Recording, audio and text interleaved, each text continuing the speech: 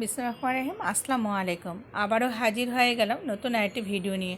আজকে আমি আপনাদেরকে খুবই মজার আর সুস্বাদু মিট বক্স তৈরি করে দেখাবো। এই মিট বক্সটা দেখতে যতটা সুন্দর, খেতে কিন্তু ভীষণ মজার। আর তৈরি করার নিয়মটা কিন্তু খুবই সহজ। তাহলে চলুন দেখা যাক আমি মিট বক্সটাকে কীভাবে তৈরি করি। মিট বক্স তৈরি করার জন্য এখানে হাড় ছাড়া চিকেন নিয়ে নিয়েছি। চিকেনটাকে দেখেন ছোট ছোট টুকরা করে কেটে নিয়ে নিয়েছি। এখানে আলু নিয়ে নিয়েছি। আলুটাকেও কিন্তু চারকোনা করে ছোট ছোট টুকরা করে কেটে নিয়ে নিয়েছি।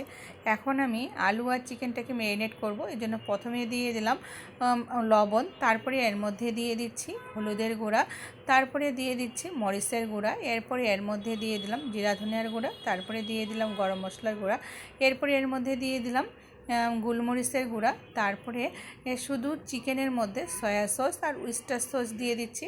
আলুর মধ্যে কিন্তু আমি সয়া সস আর উইস্টার সস দেবো না। তারপরে এর মধ্যে দিয়ে দিলাম চিকেন পাউডার দুইটার মধ্যেই দিয়ে দিলাম, আলুর মধ্যেও দিলাম আর চিকেনের মধ্যেও দিলাম। তারপরে দিলাম আদা বাটা, এরপরে দিয়ে দিলাম কর্নফ্লাওয়ারটাকে দেওয়ার পরে তারপরে সমস্ত জিনিসগুলোকে একসাথে খুব ভালোভাবে ম্যারিনেট করে নিয়ে নেব।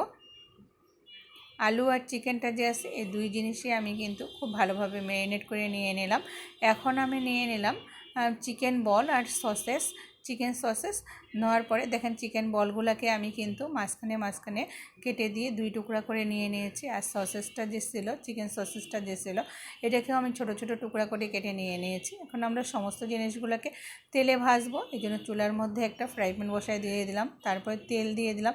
তেলটা যখন আমার হালকা হালকা গরম হয়ে আসছে তখন আমি এর মধ্যে চিকেন বল আর চিকেন সসেসটা যে আছে এই দুই জিনিস প্রথমে ভেজে নিয়ে নেব। লালচে কালার করব, অনবরত নাড়াচাড়া করে লালচে কালার করে আমরা কিন্তু ভেজে নিয়ে নেব। দেখেন লালচে কালার হয়ে গেছে। এখন আমি এটাকে তুলে নেব একটা বাটির মধ্যে। অবশ্যই তেলটা যে আছে তেলটা আমরা কিন্তু ঝরে একটা বাটির মধ্যে তুলে নিয়ে নেব।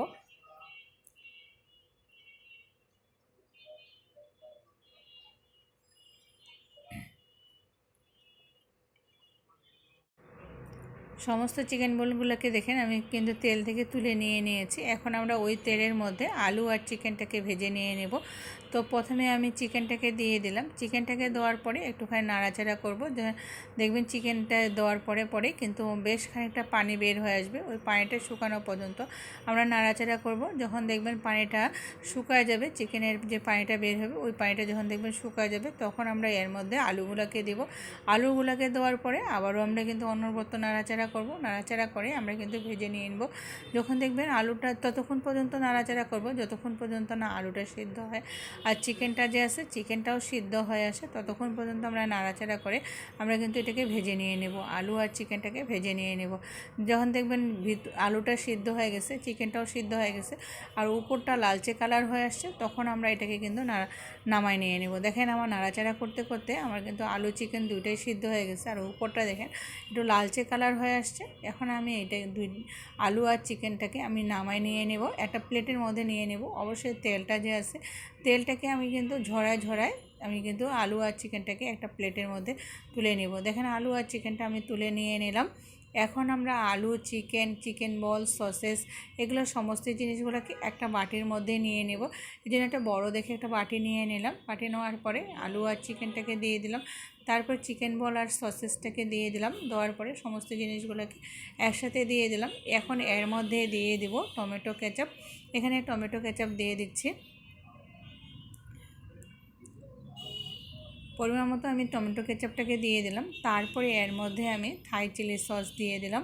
তারপরে এর মধ্যে আমি বাসায় তৈরি করা মেয়োনেজ দিয়ে দিলাম। আর এই মেয়োনেজের রেসিপিটা আমার কিন্তু চ্যানেলেই দেওয়া আছে, আমি লিঙ্কটা দিয়ে দিব, আপনারা চাইলে দেখে নিতে পারেন। যাই হোক আর কি, আমি মেয়োনেজটাকে দেওয়ার পরে তারপরে আমি সমস্ত জিনিসগুলোকে একসাথে খুব ভালোভাবে ম্যারিনেট করে নিয়ে নিলাম। সব কিছু একসাথে ম্যারিনেট করে নিলেই আমার কিন্তু মিট বক্স তৈরি করার কাজ শেষ হয়ে গেল। আমি এই মিট বক্স তৈরি করে নিলাম। এখন আমি এটাকে পরিবেশন করতেছি। দেখেন আমি যে মিট বক্স দোকানের যে মামারা আছে, মামারা যেই বক্সে পরিবেশন করে ওই বক্সে আমি কিন্তু পরিবেশন করে দিচ্ছি।